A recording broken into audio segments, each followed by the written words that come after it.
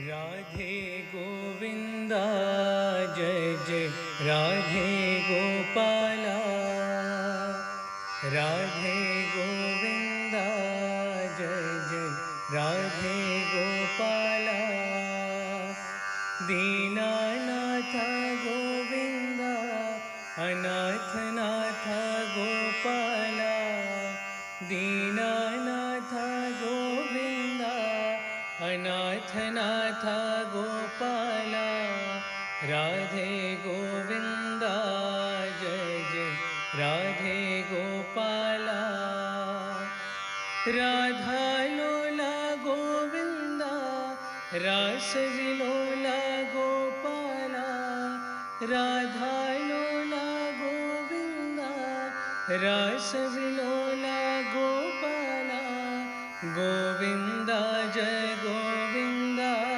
गोपाला जय गोपाला, गोविंदा जय गोविंदा गोपाला जय गोपाला, राधे गोविंदा जय जय राधे गोपाला।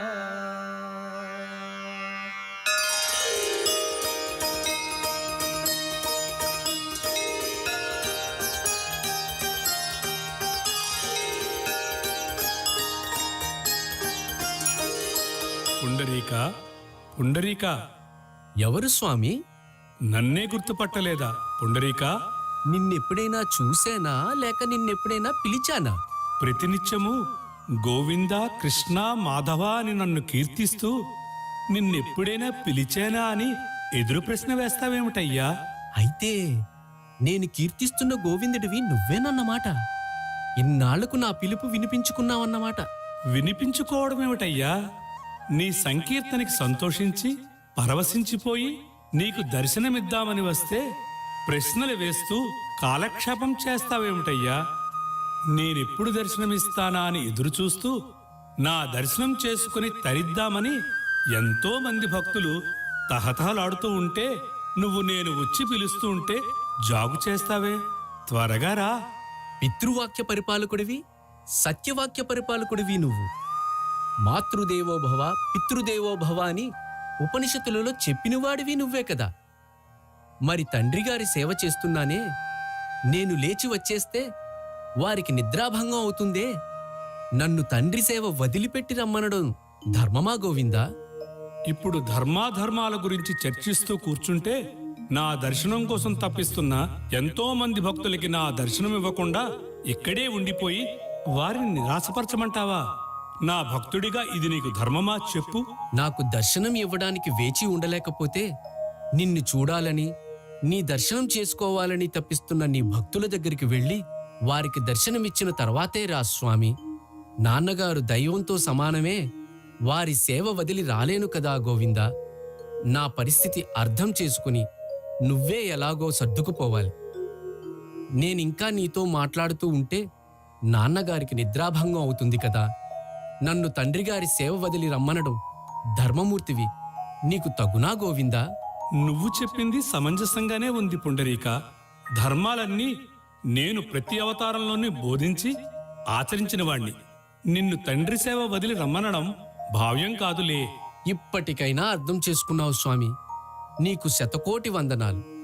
నాన్నగారు నిద్రపోయే వరకు నా కోసం కాస్త వేచి ఉండు స్వామి. సూర్యుడు భగభగ మండిపోతూ ఉంటే ఈ ఎండలో ఎక్కడ వేచి ఉండమన్నావయ్యా?